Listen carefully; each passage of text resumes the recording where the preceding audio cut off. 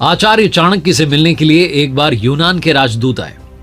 वो देखना चाहते थे कि महामंत्री चाणक्य रहते कैसे हैं। उन्हें किसी ने बताया कि गंगा नदी के किनारे रहते हैं। वो राजदूत वहां पहुंचा, उसने देखा कि वहां एक व्यक्ति स्नान कर रहा था। उससे पूछा कि चाणक्य कहाँ रहते हैं, तो उसने कहा कि सामने झोपड़ी में रहते हैं। उस झोपड़ी के पास वो राजदूत पहुंचा, वहां जाकर के देखता है कोई नहीं था। वो पीछे पलट के जाने लगा, उसे लगा कि शायद वो व्यक्ति मजाक कर रहा था। तभी वो व्यक्ति वहीं दरवाजे पर आ गया झोपड़ी के। राजदूत ने उससे कहा कि यहाँ तो कोई चाणक्य नहीं, आप तो कह रहे थे यहाँ रहते हैं। उस व्यक्ति ने नमस्कार करके कहा कि मेरा ही नाम चाणक्य है। वो जो राजदूत आया था दूसरे देश का, वो चौंक गया। उसने कहा आप इतने बड़े साम्राज्य के महामंत्री हैं और आप एक झोपड़ी में रहते हैं। आचार्य चाणक्य ने कहा कि अगर महामंत्री सुख सुविधा में रहेगा, वैभव में रहेगा, तो जनता के दुख दर्द कैसे समझेगा। इसीलिए जनता का जीवन बिताता हूं, झोपड़ी में रहता हूं। महान आचार्य चाणक्य, जिनके जीवन से सीखने के लिए काफी कुछ है। चाणक्य नीति, जिसके बारे में दुनिया बात करती है। आइए आज बात करते हैं आचार्य चाणक्य से सीखने वाली उन 5 बड़ी बातों की। नमस्कार, मेरा नाम है आरजे कार्तिक। आप देख रहे हैं लर्निंग सीरीज सीखोगे नहीं तो जीतोगे कैसे। 376 ईसा पूर्व आचार्य चाणक्य का जन्म हुआ, जो कि सम्राट चंद्रगुप्त मौर्य के महामंत्री थे। वो कौटिल्य और विष्णुगुप्त नाम से भी विख्यात हैं। उनके पिता श्री चाणक्य की वजह से उनका नाम चाणक्य रखा गया। विष्णुगुप्त कूटनीति, अर्थनीति, राजनीति के ज्ञाता थे, विद्वान थे, और आचार्य चाणक्य ने अपने महाज्ञान का कुटिल सदुपयोग किया जन कल्याण में और अखंड भारत के निर्माण में। इसीलिए उन्हें कौटिल्य कहा गया। आचार्य चाणक्य, जो कि जन्म से वैश्य थे, कर्मों से सच्चे ब्राह्मण थे और उत्पत्ति से क्षत्रिय थे, वो सम्राट चंद्रगुप्त के गुरु थे, अपने माता पिता की प्रथम संतान थे। और कहा जाता है कि ज्योतिषियों ने जब वो पैदा हुए थे तो कहा था कि इस बालक में राजयोग नहीं है, लेकिन इसमें चमत्कारिक ज्ञान योग है। और अपने उसी ज्ञान योग के बलबूते पर उन्होंने अखंड भारत के निर्माण में अपना योगदान दिया। तो आइए शुरू करते हैं लर्निंग सीरीज। सीखते हैं वो 5 बातें जो काम की हैं। सबसे बड़ी बात और पहली बात जो आचार्य चाणक्य सिखाते हैं, अपने संकल्प से बंध जाओ। ये बात उस समय की है जब सिकंदर भारत पर हमला कर रहा था, आर्यव्रत की तरफ बढ़ता चला जा रहा था, विस्तार कर रहा था, पूरी दुनिया जीतने के लिए निकला था।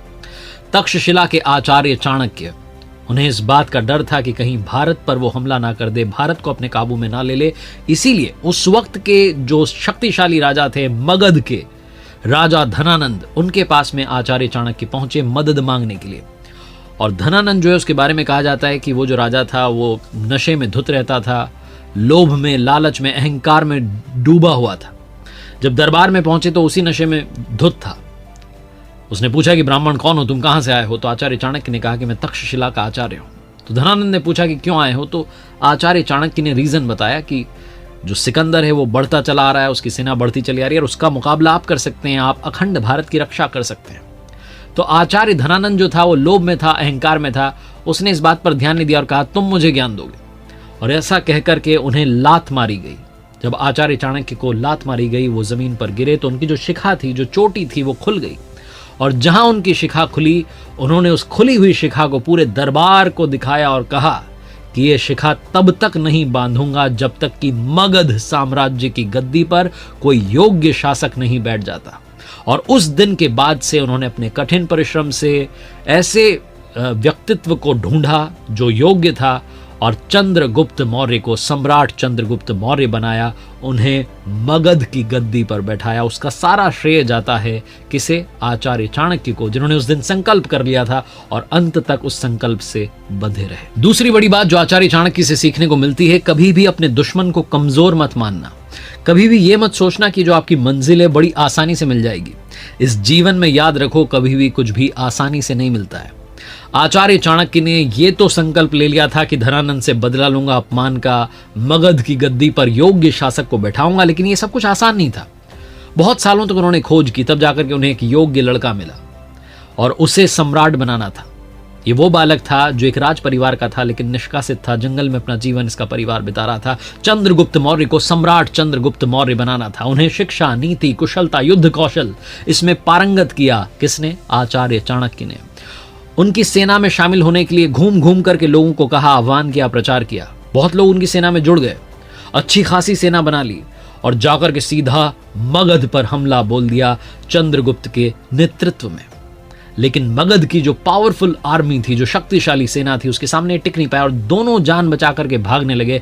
भागते भागते जंगल में कुटिया में जाकर के छुप गए। उस कुटिया में एक माँ जी जो थी वो खिचड़ी बना रही थी। उनका बच्चा खिचड़ी खाने के लिए जैसे उसने थाल में हाथ डाला और खिचड़ी के बीचों बीच उसने अपना हाथ डाल दिया तो खिचड़ी गर्म थी और उसका हाथ जल गया। तो माँ जी ने तुरंत कहा कि तू क्या चाणक्य की तरह हरकत कर रहा है। सीधा बीच में हाथ डाल दिया। किनारे का भाग ठंडा होता है, उसे खाना चाहिए था। माँ जी को पता नहीं था कि उसकी कुटिया में जो आकर के मेहमान रुके उन्हीं में से एक चाणक्य है।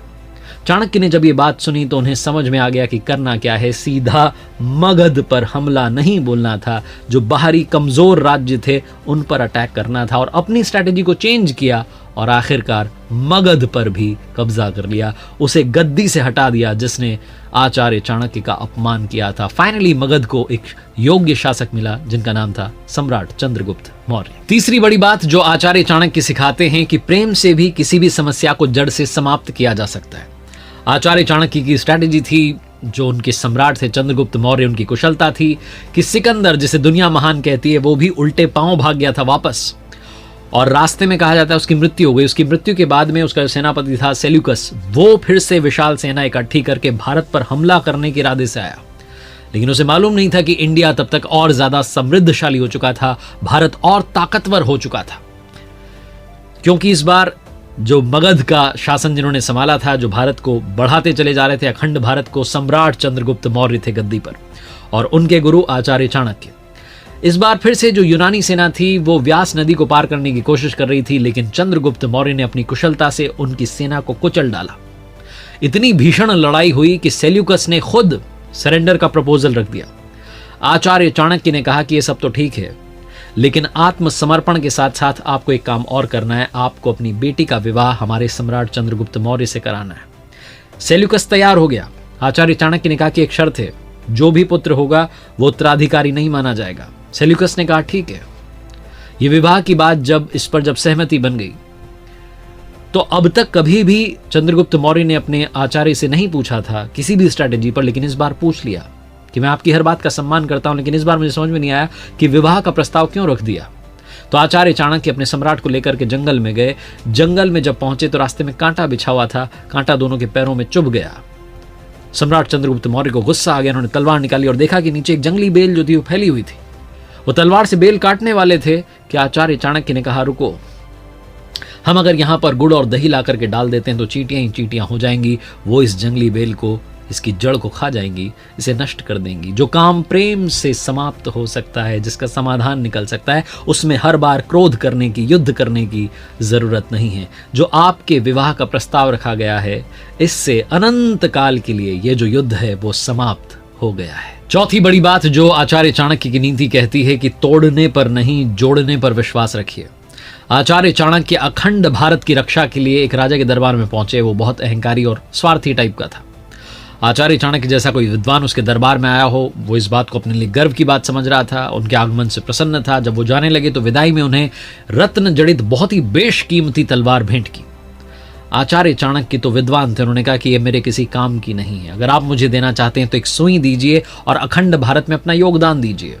और राजा को समझ में नहीं आया। उसने कहा आपको इतनी महंगी जो तलवार है उसको लेने से मना कर रहे हैं। आचार्य चाणक्य ने कहा हाँ, क्योंकि सुई जो है वो फटे हुए को सिलने का काम करती है और तलवार खंड खंड करने का काम करती है। मैं इस वक्त अखंड भारत के संकल्प के साथ निकला हूं, आप एक सुई दीजिए तोहफे में, ताकि मुझे याद रहे ये भेंट, और अखंड भारत में अपना योगदान दीजिए। उस राजा को समझ में आ गया कि आचार्य चाणक्य कितने विद्वान थे। वो उनकी बात से प्रसन्न हो गया और अखंड भारत में उसने अपना कंट्रीब्यूशन दिया। और आखिरी बड़ी बात जो सीखने को मिलती है आचार्य चाणक्य के जीवन से, वो सिखाते हैं कि जीवन में सख्त भी रहिए। अपने आप को इस तरीके से पेश कीजिए कि कोई भी आपका गलत फायदा ना उठा ले। सांप जो होता है ना, अगर वो विषैला ना हो, जहरीला ना हो, तब भी उसे विषैला होने का दिखावा करना चाहिए, ये चाणक्य कहते हैं। क्योंकि एक आसान व्यक्ति पर काफी आसानी से कदम रखा जा सकता है। दुनिया को, कमजोर को कुचलने में और मजबूत की पूजा करने में आनंद आता है, उनकी आदत है। इसलिए जब आप नहीं हैं तब भी आपको सख्त दिखना चाहिए, ताकि लोग कभी भी आपको हल्के में ना लें, आपकी डिसरिस्पेक्ट ना करें। आचार्य चाणक्य ने लिखा है कि हंस जहां भी पानी होता है वहां रहता है, और जहां पानी सूख जाता है वो जगह छोड़ देता है। तो कभी भी ऐसे हंस को अपने जीवन में ना आने दें जो जब चाहे आ जाए और जब चाहे चला जाए। इसलिए अपने आप को थोड़ा कठोर कीजिए, और सबके आगे वो होता है ना विनम्रता, उसको थोड़ा सा कंट्रोल करना सीखिए। कभी कभी सख्ती दिखानी भी जरूरी होती है। लोगों को ये समझ में आना चाहिए कि कोई आपके साथ, आपके इमोशन के साथ में खिलवाड़ ना करे, कहीं वो आपकी भावनाओं के साथ में भगदड़ मचाना ना शुरू कर दे। आप किसी भी माहौल में रहें, सेल्फ रिस्पेक्ट को हमेशा प्रायोरिटी दीजिए। आचार्य चाणक्य के जीवन से इतना कुछ सीखने को मिलता है। इसीलिए आखिरी में फिर से कहता हूँ, कर दिखाओ कुछ ऐसा कि दुनिया करना चाहे आपके जैसा।